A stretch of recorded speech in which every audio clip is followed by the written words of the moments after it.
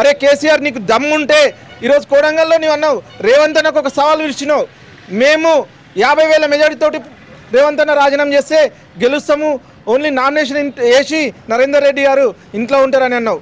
మేము నీకు ఒక సవాల్ విసురుతున్నాం రా, రేవంత్ రెడ్డి మీద కాదు, మీ అయ్య కొడంగల్కి వచ్చినానికి గెలవడం సాధ్యం కాదు.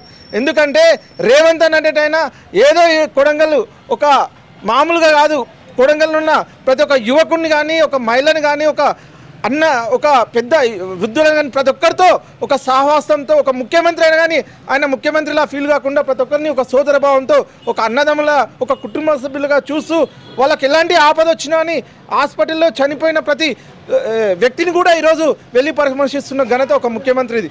మీ అయ్యా ఫామ్ హౌస్లో ఉండి అసెంబ్లీ కోకుండా, అసెంబ్లీలో ప్రజా సమస్యల పైన మాట్లాడకుండా నీ అయ్యని ఫామ్ హౌస్లో ఫుల్ తాగి మందు కొట్టుకుంటూ ఉన్నాడు.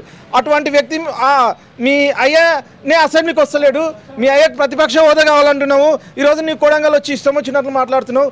అరే నీకు ఏమైనా ధమాక్ ఉందని మేము క్వశ్చన్ చేస్తున్నాం.